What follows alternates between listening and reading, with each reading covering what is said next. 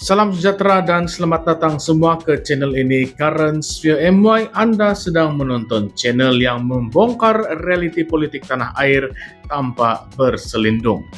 Pada video kali ini kita ingin ulas tentang satu isu yang semakin panas, yaitu isu kampen Turun Anwar yang digerakkan oleh pembangkang khususnya Perikatan Nasional. Tetapi, adakah kampen ini benar-benar tentang suara rakyat ataupun sekadar satu strategi politik yang terdesak? Mari kita bedah satu persatu.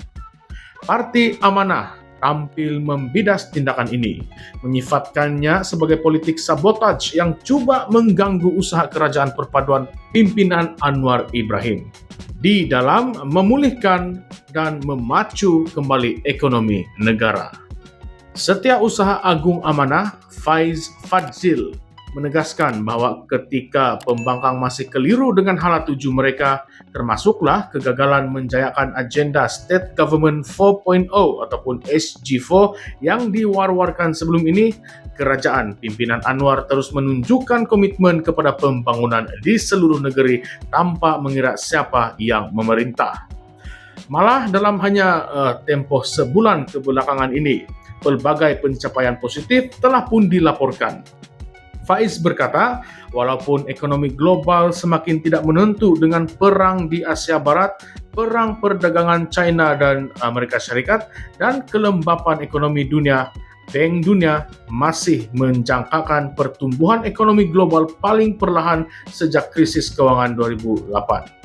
Namun, Malaysia tetap dijangka mencapai pertumbuhan KDNK sebanyak 4% pada tahun ini 2025. Dan ini menunjukkan asas ekonomi kita masih lagi kukuh. Dan bukan itu sahaja, kadar inflasi bagi bulan Mei 2025 telah jatuh kepada 1,2%, terendah di dalam tempoh 51 bulan.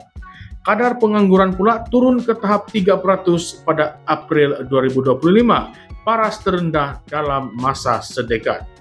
Seterusnya, pelaburan juga mencatatkan angka yang memberangsangkan.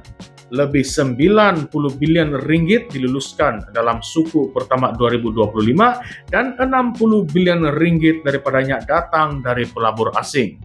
Dalam laporan World Competitiveness Ranking 2025, Malaysia melonjak 11 anak tangga ke kedudukan ke-23, prestasi yang terbaik sejak tahun 2020.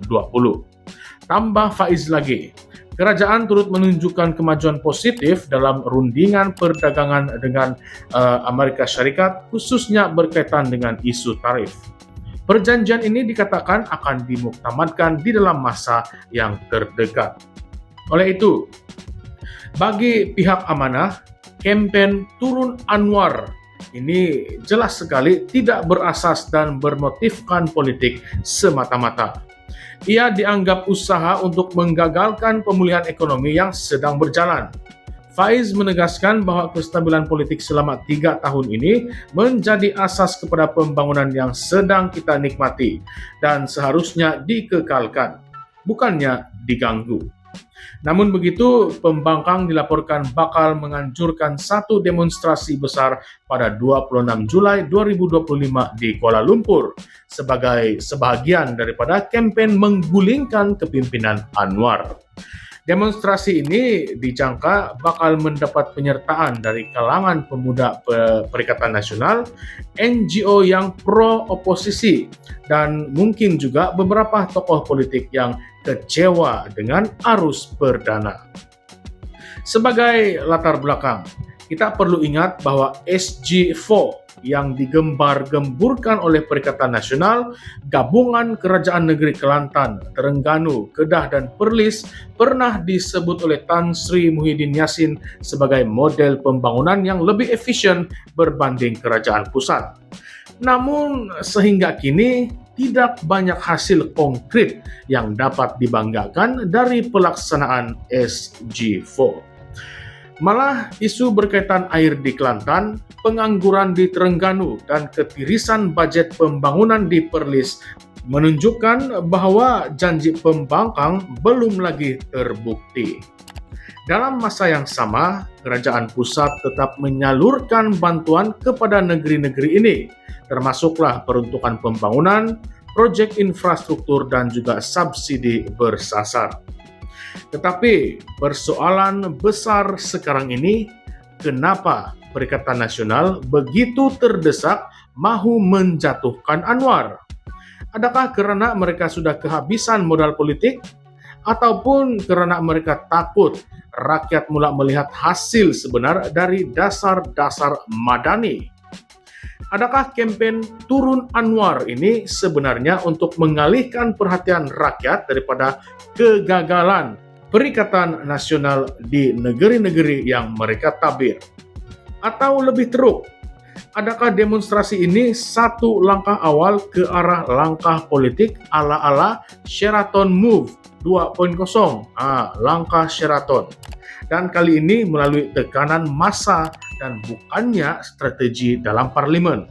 Yang lebih menarik lagi, bukankah ini masa yang sama kita dengar ura-ura kerjasama belaang tabir antara Blok Pembangkang dan beberapa bekas pemimpin UMNO yang sudah digugurkan? Adakah ini semua satu perancangan rapi untuk menggugat kestabilan politik semasa demi merebut kuasa secara pintu belakang? Dan ekonomi negara benar-benar sedang menunjukkan tanda-tanda pemulihan. Adakah pembangkang sedang sabotaj masa depan negara demi kuasa politik jangka pendek? Apakah pandangan Anda semua? Adakah kampanye Turun Anwar ini benar-benar mewakili suara rakyat yang tertekan, ataupun hanya suara elit politik yang terpinggir? Nah, oleh itu, jangan lupa untuk komen di bawah. Kongsikan pendapat Anda, luahkan, ulaskan pandangan Anda di ruangan komen di bawah. Dan jangan juga lupa untuk like, share, dan subscribe channel ini, Currents View MY, untuk lebih banyak pendedahan eksklusif dan kupasan panas isu-isu semasa. Baiklah semua, kita jumpa lagi di dalam video yang akan datang. Sampai bila politik sabotaj akan terus menjerut masa depan negara. Nah, pikirkan.